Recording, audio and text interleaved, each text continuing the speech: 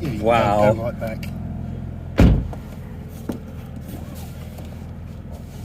Wow, it's a bizarre feeling, you know? The memories are coming back. You've been over Europe in this car. Yeah. So guys, this is, if you can see, this is Joe Achilles. You must have seen his BMW reviews, and he's driven this car and done a review on it.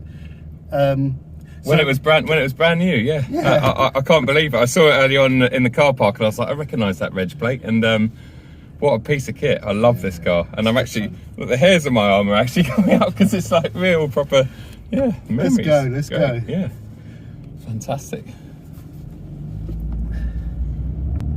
And it's pretty quiet here today, isn't it? It's lovely and quiet. Yeah, lovely, perfect conditions. We'll end up crashing there. Hopefully not.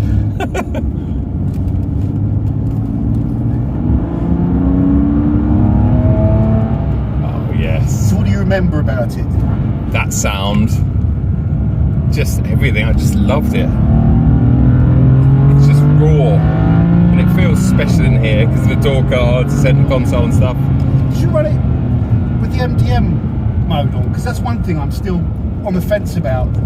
You know, on track, I always have everything off just because brakes overheat too quickly. But yeah, they're all off. Yeah. They're all off. So if I crash, I can blame you. Well, yeah, it will spin around if everyththing's off, so you just got to be wary of that. It's quite good conditions, isn't it? It is, yeah. No, it really is. This is so cool. Oh, so are we on Cup 2s? We're on PS4, 4Ss. 4Ss, yeah. okay. Yeah. It's got lovely amounts of grip. Yeah. Oh, listen to that. See, that you don't get in the modern day G series BMWs. The exhaust is nice. Exhaust and the intake, and it's genuine sound as well. Oh, yes. Yes, and the DCC box as well, that lovely kick you get. Yeah. Yeah, it's quite punchy, isn't it? See, there's not much between them. Oh, there's really not much between them in a straight line between this and the Touring. Really? Yeah. Oh. Sounds fantastic.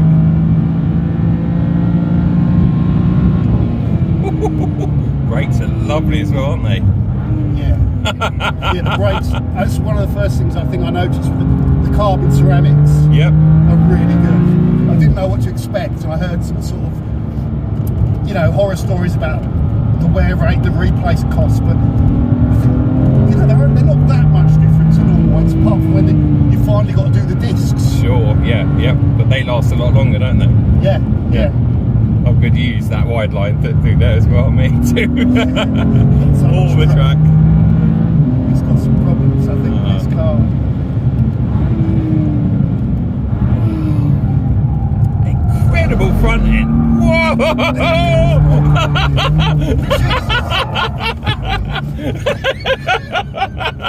There you go, that's traction off for you. Yeah, that is, isn't it? Yeah. Well, at least I kept it. Yeah, absolutely. Right, I'm going to try and put one together. Yeah.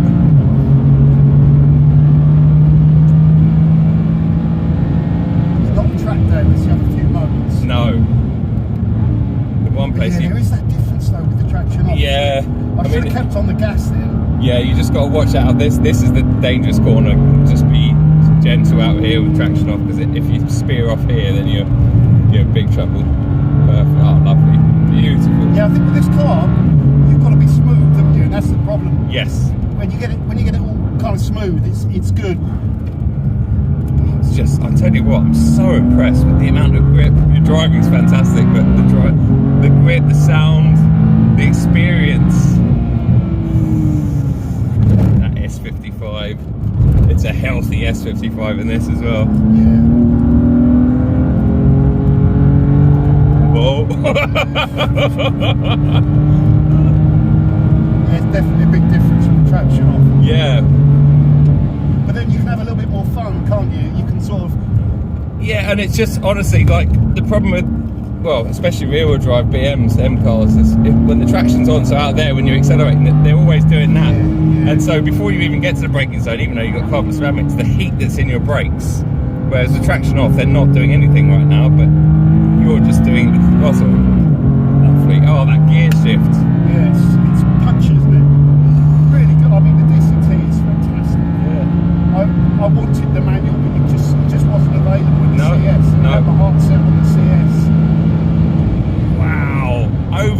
50 into there with us doing it as well. The poor car, we're not the smallest of guys, are we?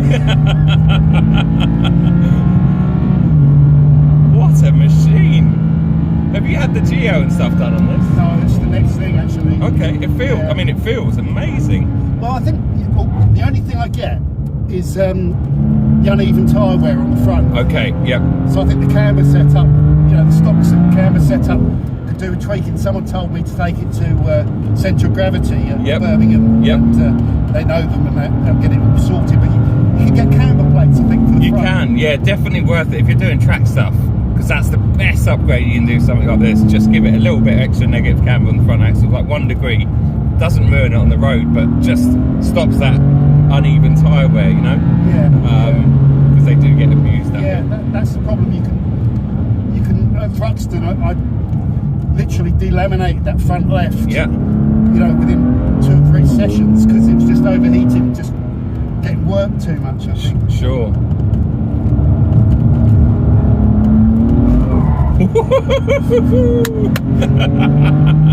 Good work, man.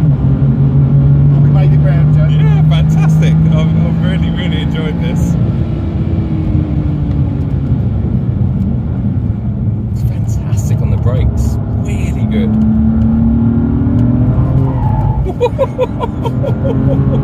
It doesn't, I think it's the track temperature because normally it sticks more than this. Yeah, they're probably. I reckon you'd be surprised at what sort of temperature you got on. Does this show the yeah, it does, my yeah. vehicle?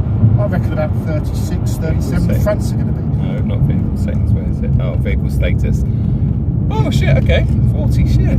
Yeah, I think they're just starting to get up to temperature now. That's impressive.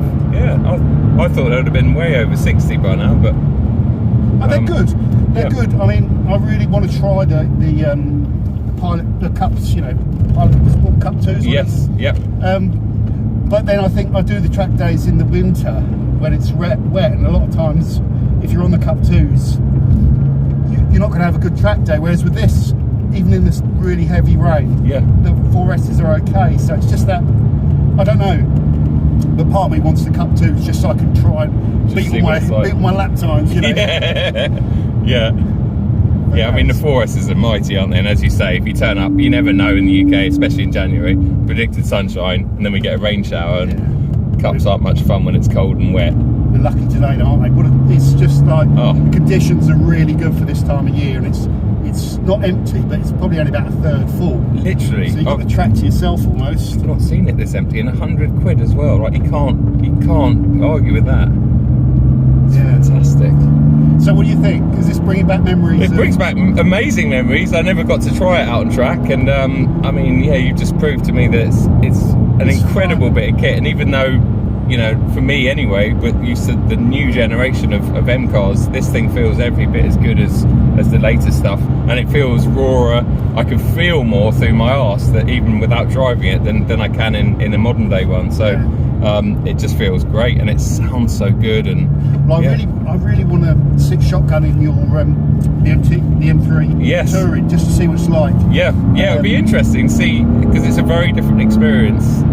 It looked like I could hear it down the straight by the pit lane, and it was really growling and like you know, it looks like a mega fast car, you know.